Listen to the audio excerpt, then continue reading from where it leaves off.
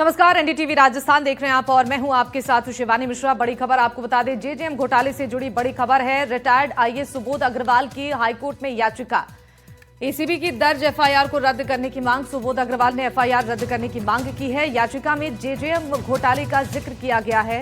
95% work order Sudhanshu Pant के कार्यकाल में जारी हुए। याचिका में लिखा गया है, सुबोध अग्रवाल का कार्यकाल 18 अप्रैल 2022 से शुरू हुआ और इससे पहले ही फर्जी प्रमाण पत्रों के टेंडर जारी हुए। गणपति ट्यूबवेल और श्याम ट्यूबवेल को टेंडर मिले। सुबोध अग्रवाल के कार्यकाल में 10% से कम टेंडर मंजूर हुए। एसीबी ने सुधांशु पंत के कार्यकाल की जांच नहीं की। सुबोध की वित्त समिति ने इन टेंडरों पर कोई भुगतान नहीं किया। तो इस पूरे मामले को लेकर सुबोध अग्रवाल ने एफआईआर को रद्द करने की मांग की है। याचिका में जेजेएम घोटाले का जिक्र उनकी ओर से किया गया है और 95% वर्क ऑर्डर सुधांशु पंत के कार्यकाल में नहीं हुआ था। सुबोध का कार्यकाल 18 अप्रैल से 2022 तक ही था। पहले ही फर्जी प्रमाण पत्रों को मंजूरी मिली थी। इसका जिक्र याचिका में किया गया है। सुबोध के कार्यकाल में 10% से कम टेंडर को मंजूरी मिली थी।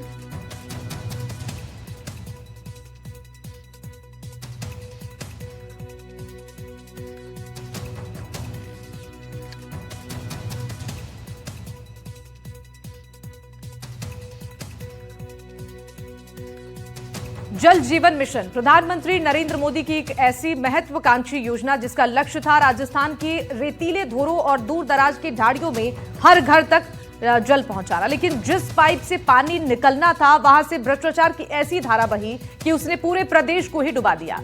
यहां पर सिर्फ कागजों की हेराफेरी नहीं, ये कहानी है उन फर्जी सर्टिफिकेट्स की जिनके दम पर अयोग्य कंपनियों को करोड़ों के ठेके बांटे गए। ये कहानी है उन चोरी के और उन जंग लगे पाइपों की जिन्हें जमीन में गाड़कर जनता की गाढ़ी कमाई को दफन कर दिया गया। आज हम आपको बताएंगे कि कैसे सरकारी फाइलों से लेकर गांव की गलियों तक इस महा घोटाले की स्क्रिप्ट लिखी गई। कौन है वो रसूखदार चेहरे और अधिकारी जिन पर आज कानून का शिकंजा कस चुका है। शुरू से लेकर अब तक इस घोटाले की हर परत और हर सच्चाई को हमारी इस खास रिपोर्ट के जरिए आपको दिखाते हैं।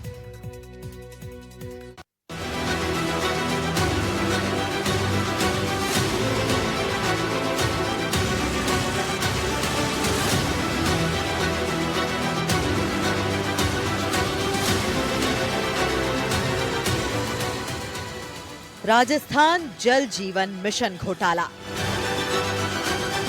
करोड़ों का भ्रष्टाचार, कितने जिम्मेदार, किसने लिखी महाघोटाले की स्क्रिप्ट, फर्जी दस्तावेजों से करोड़ों का घोटाला, बिछाए गए कबाड़ और जंग लगे पाइप्स, परत दर परत घोटाले की पूरी कहानी।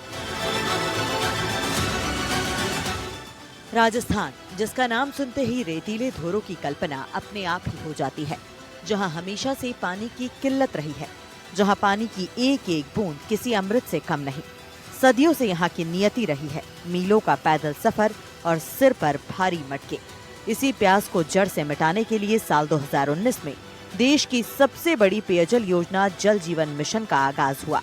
उम्मीद थी कि अब रेतीले धोरों में भी नलों से पानी टपकेगा और हर घर जल का सपना सच होगा।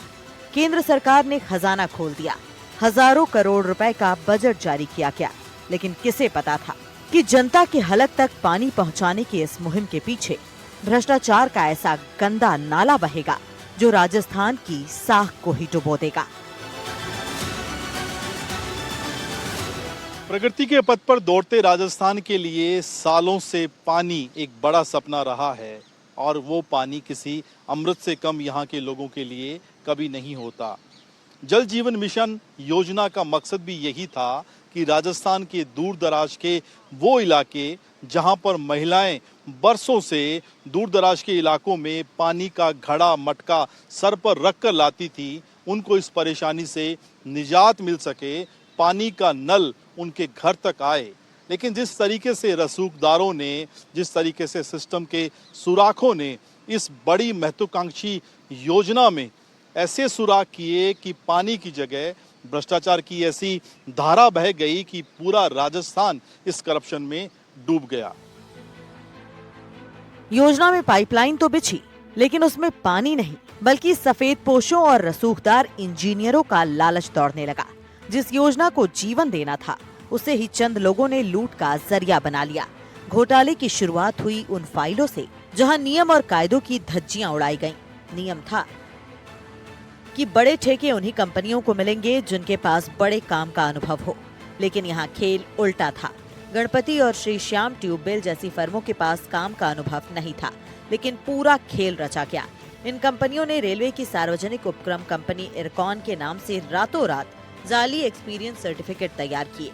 दावा किया गया कि इन्होंने हजारों किलोमीटर पाइपलाइन बिछाई है, जबकि हकीकत में ये कंपनियां सिर्फ कागजों पर दौड़ रही थीं। ताज्जुब ये है कि जलदाय विभाग के अफसरों ने इन फर्जी दस्तावेजों को सच मान लिया। बिना किसी वेरिफिकेशन, बिना किसी जांच के करीब 960 करोड़ रुपए के टेंडर इन अपात्र कंपनियों की झोली में डाल दिए गए। जनता के खून पसीने की कमाई अब उन ठेकेदारों के हाथों में थी, जिनका पूरा वजूद ही एक झूठ पर टिका था। लेकिन यह तो सिर्फ शुरुआत थी, क्योंकि असली खेल तो अभी जमीन के नीचे शुरू होना बाकी था। एसीबी ने कार्रवाई शुरू कर दी है। इससे भ्रष्टाचारियों में भय बढ़ा है। भ्रष्टाचार पे लगाम लगेगी काफी हद तक, और आप अंदाज लगा सकते हो कि रेड लुकआउट नोटिस दे दिया हो और एक सुपर टाइम स्केल जो चीफ सेक्रेटरी लेवल का अधिकारी हो वो भूमिगत हो जाए, भाग जाए, तो ये अपन कह सकते हैं कि ये सरकार भ्रष्टाचारियों को छोड़ने वाली नहीं। जब टेंडर फर्जीवाड़े से मिला हो तो काम ईमानदारी से कैसे होता? घोटाले की अगली किस्त जमीन के नीचे बिछाई गई। जिन पाइप्स में 30 साल तक पानी दौड़ना था, वहां हरियाणा से लाए गए कबाड़ और जंग लगे पाइप्स डाल दिए गए। कई जगह तो पुरानी लाइनों पर ही नया पेंट कर उसे नई स्कीम बता दिया गया। नतीजा ये हुआ कि पहली ही टेस्टिंग में राजस्थान की उम्मीदें पाइप फटने के साथ बह गईं। लेकिन पाप का ये घड़ा तब फूटा जब जून 2023 में विपक्ष के नेता के रूप में किरोड़ी लाल मीणा ने इसे उजागर किया। जयपुर के अशोकनगर थाने के बाहर 3 दिन तक धरने पर बैठे रहे। उनकी मुहिम रंग लाई और फाइनली प्रवर्तन निदेशालय यानी ईडी ने इस मामले में एंट्री ली। जयपुर से लेकर दिल्ली तक एक साथ छापेमारी हुई। जब अफसरों और बिचौलियों के लॉकर खुले तो जांच अधिकारी भी दंग रह गए। वहां सिर्फ फाइलें नहीं थी, वहां से निकली करोड़ों की बेहिसाब नकदी और फर्जी कागजात ने जलदाय विभाग के काले कारनामों को उजागर कर दिया। इसी बीच राजस्थान एसीबी की मामले में एंट्री हुई। जांच ही महत्वपूर्ण है, कड़ी से कड़ी जोड़ना, थोरो इन्वेस्टिगेशन करना, जांच में किसी प्रकार की जल्दबाजी न हो ताकि कोर्ट में जाके इनको सजा मिले, एक्विटल नहीं हो। एसीबी के बहुत से ऐसे मामले होते हैं जो एक्विटल हो जाता है उनका। तो मैं आपके चैनल के जरिए एसीबी के अधिकारियों को ये कहना चाहूंगा कि आपने जो काम किया है वो प्रशंसा के योग्य है। देर होने का कारण भी मेरी समझ ये हुआ होगा कि ये कड़ी से कड़ी मिलाई होगी, इन्वेस्टिगेशन गोपनीय तरीके से किया होगा ताकि ये इन भ्रष्टाचारियों तक पहुंचे, तो सजा तक एसीबी पहुंचा है। इस ढंग से फाइल तैयार हो, जितनी भी इंफॉर्मेशन हैं और जितने भी गवाह बनते हैं उनको तसल्ली से फाइल पर लाना ठीक रहेगा। राजस्थान में जल जीवन मिशन के बहुचर्चित टेंडर घोटाले की कहानी साल 2023 में आधिकारिक रूप में सामने आई, जब राजस्थान भ्रष्टाचार निरोधक ब्यूरो ने प्राथमिक जांच के बाद एफआईआर दर्ज की। इसी एफआईआर ने आगे चलकर बड़े इंजीनियरों और अधिकारियों तक पहुंचने का रास्ता तैयार किया। 2023 में दर्ज मामले में जिन प्रमुख नामों को शामिल किया गया उनमें श्याम ट्यूबवेल कंपनी के मालिक पदमचंद जैन, गणपति ट्यूबवेल कंपनी के मालिक महेश कुमार मित्तल प्रमुख थे। आरोप था कि दोनों कंपनियों ने फर्जी अनुभव प्रमाण पत्र, तकनीकी दस्तावेज लगाकर करोड़ों रुपए के टेंडर हासिल किए। जांच में यह भी सामने आया कि बोली प्रक्रिया को प्रभावित करने के लिए कंपनियों ने आपस में मिलीभगत की। एफआईआर में लोक स्वास्थ्य अभियांत्रिकी विभाग के कुछ अधिकारियों की भूमिका भी संदिग्ध बताई गई। जांच एजेंसी ने दस्तावेज जब्त किए, अधिकारियों से पूछताछ की, संबंधित फाइलों की तकनीकी जांच शुरू की। उसी दौरान कई अधिकारियों को नोटिस जारी किए गए। विभागीय स्तर पर निलंबन की कार्रवाई भी शुरू हुई। 2023 में मामला प्रारंभिक जांच के चरण में था, इसलिए बड़े स्तर की गिरफ्तारियां बाद के सालों में हुई। लेकिन ठेकेदारों और उनसे जुड़े लोगों से पूछताछ, हिरासत की कार्रवाई इसी साल शुरू हुई। यही एफआईआर आगे चलकर विस्तृत जांच, वरिष्ठ अभियंताओं की गिरफ्तारी का आधार बनी। एसीबी की एफआईआर में जिन प्रमुख लोगों के नाम सामने आए उनमें पदमचंद जैन, मालिक श्री श्याम ट्यूबवेल कंपनी। आरोप था फर्जी अनुभव प्रमाण पत्र लगाकर टेंडर हासिल करना। महेश कुमार मित्तल, मालिक श्री गणपति ट्यूबवेल कंपनी। आरोप था टेंडर प्रक्रिया में मिलीभगत और दस्तावेजी हेरफेर। इन दोनों कंपनियों पर आरोप था कि उन्होंने आपस में जुड़वा कंपनियों की तरह काम करते हुए बोली प्रक्रिया को प्रभावित किया। एफआईआर में लोक स्वास्थ्य यांत्रिकी विभाग यानी पीएचईडी के कुछ इंजीनियरों और अधिकारियों की भूमिका भी संदिग्ध बताई गई। 2023 में कुछ अधिकारियों से पूछताछ की गई, दस्तावेज जब्त किए गए। प्रारंभिक स्तर पर गिरफ्तारी और हिरासत की कार्रवाई शुरू हुई। कई अधिकारियों को बाद में निलंबित किया गया। एसीबी का दावा था कि टेंडर प्रक्रिया में अनियमितताएं कर जल जीवन मिशन के तहत जारी करोड़ों रुपए के कार्यों में गंभीर गड़बड़ी की गई। फर्जी वर्क कंप्लीशन सर्टिफिकेट, तकनीकी योग्यता के गलत दावे, प्रतिस्पर्धा को प्रभावित करने जैसे आरोपों ने इस मामले को राज्य के सबसे बड़े घोटालों में शामिल कर दिया। जांच की आंच पूर्व मंत्री से लेकर एडिशनल चीफ सेक्रेटरी तक पहुंची। हर कोई जांच के घेरे में आ गया। छापेमारी में मिले दस्तावेज चीख चीख कर कह रहे थे कि ये सिर्फ एक लापरवाही नहीं, बल्कि जनता की प्यास पर डाका डालने की एक सोची समझी साजिश थी। अब सवाल यह था कि क्या इन मगरमच्छों पर कभी कानून का शिकंजा कस पाएगा। ईडी ने महेश जोशी को 24 अप्रैल 2025 को लंबी पूछताछ के बाद गिरफ्तार किया था। उन पर जल परियोजनाओं के टेंडर में अनियमितताओं और रिश्वतखोरी का आरोप है।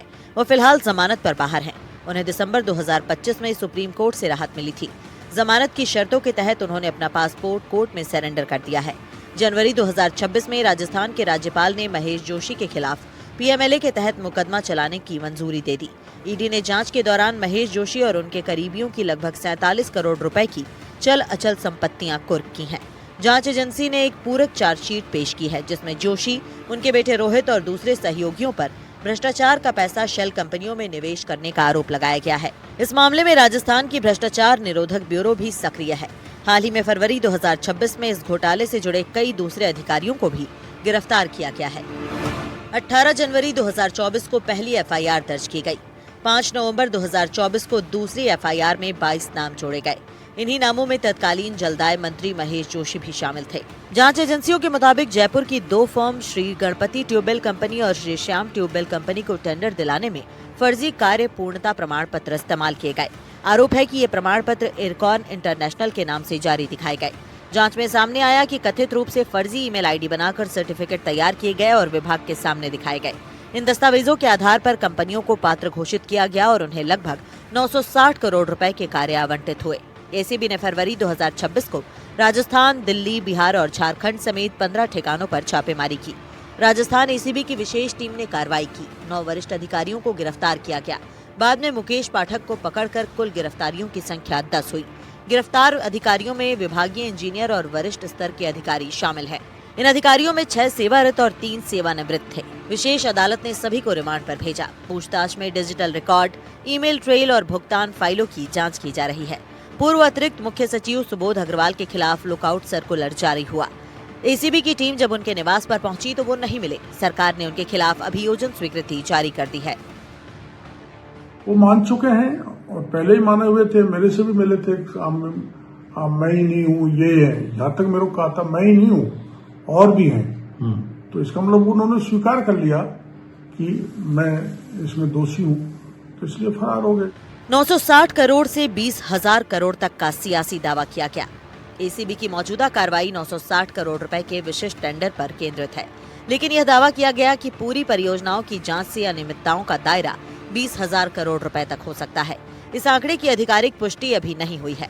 अब तक 3 दर्जन से ज्यादा अधिकारी और ठेकेदार अलग अलग चरणों में गिरफ्तार या जांच के दायरे में आए। करीब 170 इंजीनियर और अधिकारी अलग अलग परियोजनाओं में जांच सूची में शामिल हैं। धन शोधन के पहलू पर प्रवर्तन निदेशालय ने भी जानकारी इकट्ठा करना शुरू किया। फिलहाल सीबीआई जांच की घोषणा नहीं हुई है। इसे लेकर राजनीतिक टकराव भी लगातार जारी है। वर्तमान बीजेपी सरकार इसे पूर्ववर्ती कांग्रेस सरकार के समय की गड़बड़ी बता रही है। मुख्यमंत्री भजनलाल शर्मा ने सार्वजनिक रूप से कहा कि भ्रष्टाचार पर सख्त कार्रवाई होगी। विपक्ष का आरोप है कि कार्रवाई चयनात्मक और राजनीतिक है। पहले जब कार्रवाई हुई तब क्यों नहीं इन्होंने अधिकारियों को इन्वॉल्व किया, तब उनको क्यों रिलैक्सेशन दिया इन्होंने? तब यहाँ पे इनकी सरकार बन गई थी, वहाँ भी इनकी सरकार थी, यहाँ भी इनकी सरकार थी। तो एजेंसीज ने के पास क्या लैप्सेस रहे, क्या कारण थे कि इनको 2 साल लगे इस बात को, जब तक कि वो अधिकारी इनके अंडर में काम कर रहे थे, प्राइम पोस्टों पे रहे। तो ये मान रहे थे, हम तो आवाज़ उठा रहे थे कि वो तो उनको तो आपने छोड़ दिया और मंत्री को पकड़ लिया, तो उनके तो पैरेलल साइन है, तो उनको क्यों छोड़ा? वो तो सरकार में काम करके गए, इनके अंगूठे के नीचे काम करके गए। तो फिर अब क्या ऐसी बात होगी? तो ये ऐसा लगता है कि पिछले 5-6 महीनों में कोई घटनाक्रम बदला है, जो ये चाह रहे थे वो हो नहीं पाया, तो अब फिर से उस पर लगे हैं। अदरवाइज इनको उसी वक्त ये कार्रवाई करते तो इनको दूध का दूध हो जाता, पानी का पानी हो जाता। इस किसी ने भी गड़बड़ करी है उसके खिलाफ एक्शन होना चाहिए। सबसे बड़ा सवाल यह है कि जिन गांव में पाइपलाइन बिछाई गई वहां नियमित जल आपूर्ति हो रही है या नहीं। कई जिलों से शिकायतें आई हैं कि नल कनेक्शन तो लगे लेकिन जल आपूर्ति नियमित नहीं। जांच एजेंसियां यह भी देख रही हैं कि कार्य की गुणवत्ता में समझौता जनता तक कैसे पहुंचा। मामला फिलहाल जांच और न्यायिक प्रक्रिया में है। आरोप पत्र दाखिल होने और अदालत में सुनवाई के बाद ही दोष तय होगा। जल जीवन मिशन एक सपना था, रेगिस्तान के घरों में पानी की धारा बहाने का। अब वही योजना सवालों के घेरे में है।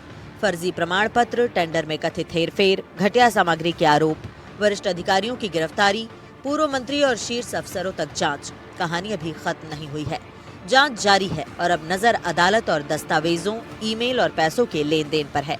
ये सिर्फ घोटाले की जांच नहीं बल्कि हर घर जल के वादे के साथ जुड़े भरोसे की परीक्षा है।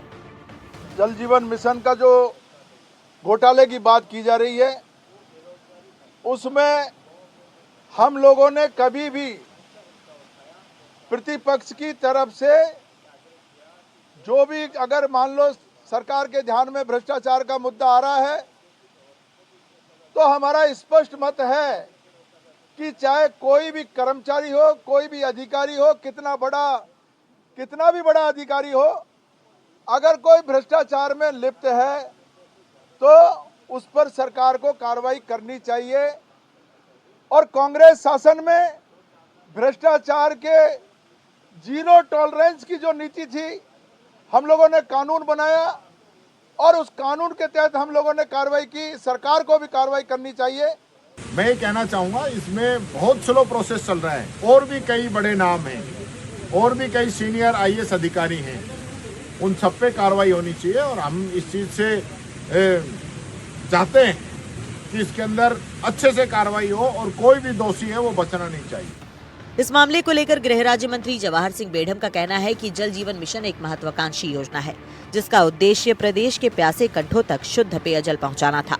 यह योजना भारत सरकार के सहयोग से शुरू की गई थी ताकि हर घर तक पेयजल उपलब्ध कराया जा सके, लेकिन इसमें जो भ्रष्टाचार हुआ उससे सरकारी धन की क्षति हुई है और इस मामले में दोषियों को किसी भी कीमत पर बख्शा नहीं जाएगा। अभी जल जीवन मिशन में हुए बड़े स्तर के घोटाले की जांच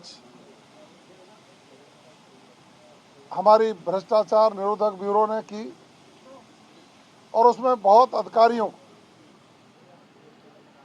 जांच के बाद गिरफ्तार किया। जो लोग नहीं मिल पाए उनके खिलाफ लुकआउट नोटिस जारी किया है। भ्रष्टाचारी जेल जाएंगे। कांग्रेस का चेहरा बेनकाब हो रहा है। इनके मंत्री जेल गए हैं और भी कई जानकारियां जांच एजेंसियों के पास हैं। निश्चित रूप से पूरे सबूत इकट्ठा करके जिन जिन लोगों ने गड़बड़ियां की हैं उनको बख्शा नहीं जाएगा। पाप का घड़ा भर चुका था और अब हिसाब की बारी थी।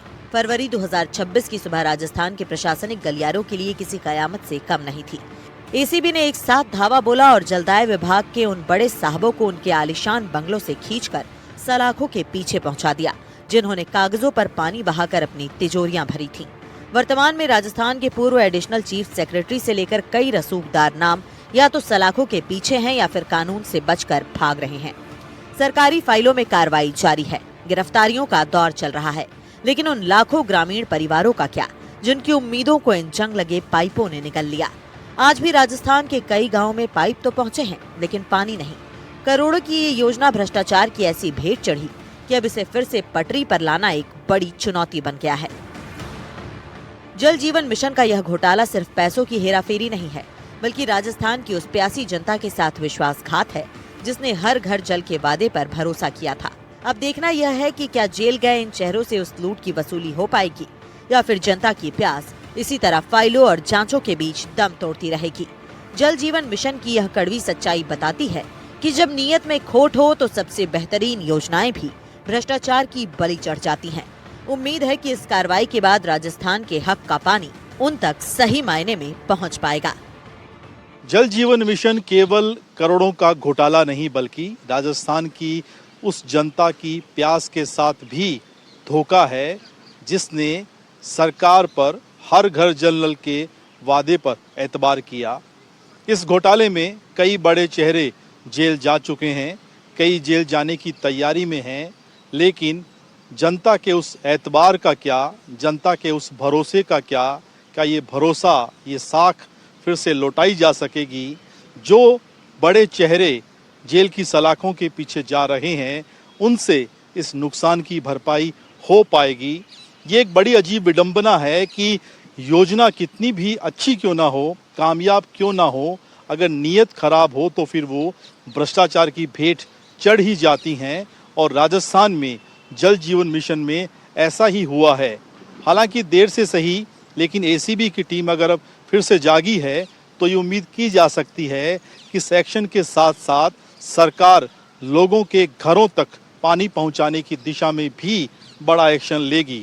कैमरामैन जसराज के साथ सुशांत पारीक, एनडीटीवी, जयपुर।